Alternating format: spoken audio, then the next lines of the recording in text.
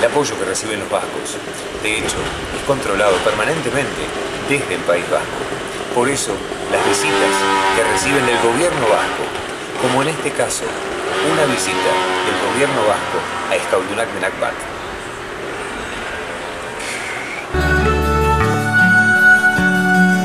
Euskal Herrian euskaraz nahi dugu.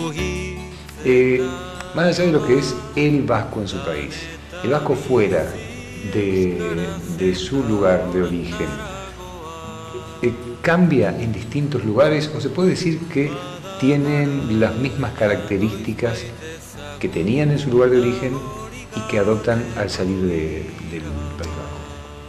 Bueno, es complejo, pero sí existe una característica. El vasco normalmente cuando emigraba o se exiliaba, en el caso de la migración, normalmente el vasco es una persona que allí donde va radica, se queda. Pero también, como todo emigrante, tiene una añoranza de su tierra natal, etc. Y esta es una historia pues bastante importante para comprender a los vascos de Argentina.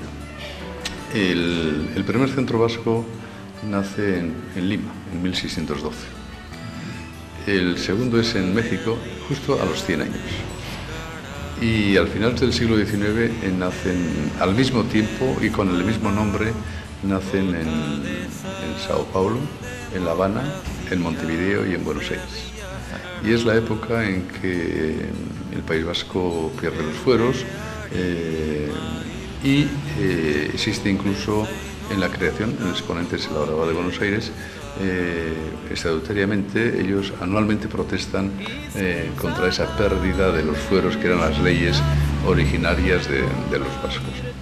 Exponente de esa misma filosofía son los centros vascos y cómo generación tras generación los vascos de Argentina están manteniendo sus costumbres y sus añoranzas y cómo a uno le dicen señor Legarreta, es que yo también soy vasco y a mí me llaman el vasco, yo soy la vasca.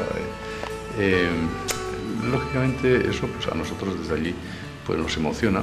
Han desaparecido lenguas de imperios tan importantes como el de Roma, el latín, el griego, etc. Y el euskera, la lengua vasca, todavía pervive. Hay términos, palabras, por ejemplo, aizto, cuchillo, y como esto podríamos decir más, términos que nos remontan a la época de la prehistoria, a la época de la piedra, donde hablan, por ejemplo, de cómo los instrumentos eran de piedra, etc. Entonces, ¿cuál es el misterio de esta lengua que lleva 7.000, 30.000 años, no sé cuántos años, no se sabe, pervive y hoy incluso se imparten carreras universitarias en esa lengua? Ese sentimiento de pueblo lo hemos tenido durante siglos y siglos y yo creo que este es un fenómeno, una característica de los vascos, ¿no? Yo creo que la conciencia, ese sentimiento de pertenencia a un pueblo nos hace mantener, etcétera, ¿no? Las lenguas no desaparecen porque existen imperios opresores, las lenguas desaparecen porque no haya conciencia de la gente que no habla, ¿no? O de que la gente que sabe no habla. Yo creo que el pueblo vasco ha tenido, sin grandes planteamientos intelectuales, una conciencia de pertenencia a una familia, la familia vasca.